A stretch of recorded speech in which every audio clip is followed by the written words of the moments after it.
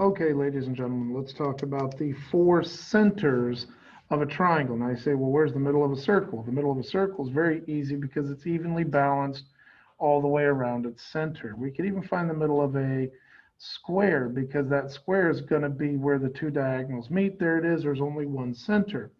But in a triangle, depending on the shape of the triangle, we could actually have up to four different centers. And those four different centers are going to be made from four different items. Now, if I got a segment here, I can use my constructions that we've already talked about to construct a perpendicular bisector. Well, if I have three perpendicular bisectors in a triangle such that this side is congruent to this side, and it makes a 90-degree angle right here, perpendicular bisects that side. Then I have the midpoint here, and it perpendicular bisects this side. And then I flip it around and I say, well, gee, right here, this side is congruent to this side because it's a midpoint and it is perpendicular right here. By doing creations and constructions of three perpendicular bisectors, you'll find that they cross at exactly one point. That is called the circumcenter. Now it's called the circumcenter because the circle that we create around that point will actually circumnavigate, go all the way around like a circumference around that circle or around that triangle. So this is going to be equidistant from each corner because it's made of three perpendicular bisectors. The next one's an incenter. An incenter, instead of cutting the side in half, I'm going to cut this angle in half.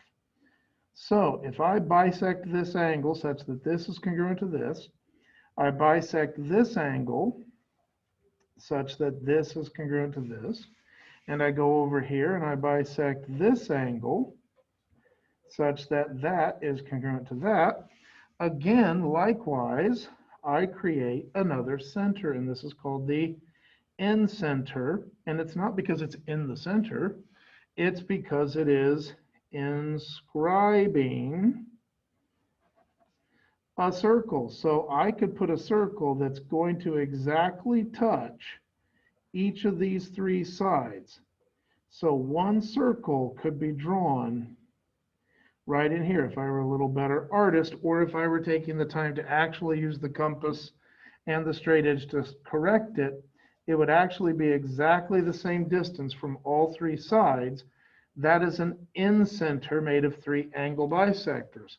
An orthocenter, ortho means rather than our angle bisector where we're cutting this angle in half regardless of what it is, an altitude means we're dropping from a point to a line, another line that is perfectly perpendicular. It doesn't cut the line in half. This could be a 2 and that could be a 4.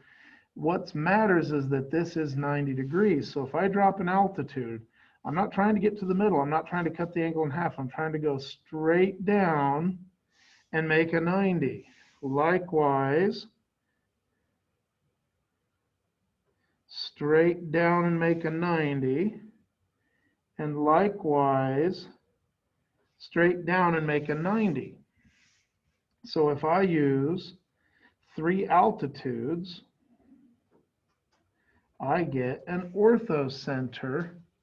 That is three altitudes. Now, by the way, you'll notice that I had to spin this around so that I could make sure I was 90 degrees to this line, 90 degrees to this line, 90 degrees to this line. So I had to spin it around so I could clearly see it. So that's an orthocenter. Finally, a centroid is kind of similar to the circumcenter, but also kind of similar to the incenter in that we're going to go to the midpoint of this side. So this side, if this is 3 units, this is 3 units, from here to the midpoint.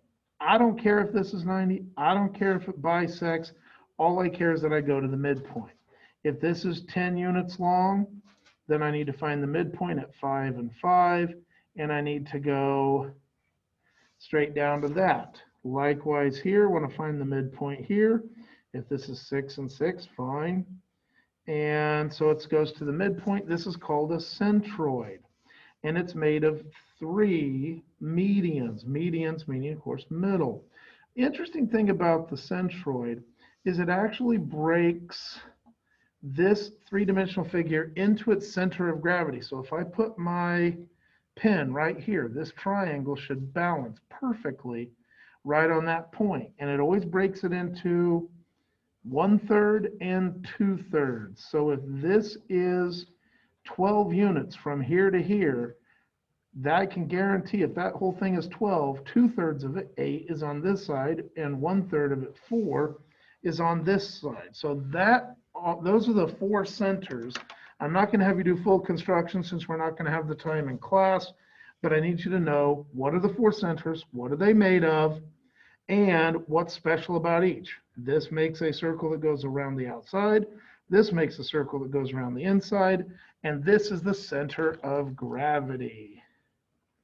Center of, I guess, not technically center of gravity, center of mass, because gravity is constant. But at any rate, center of mass. All right.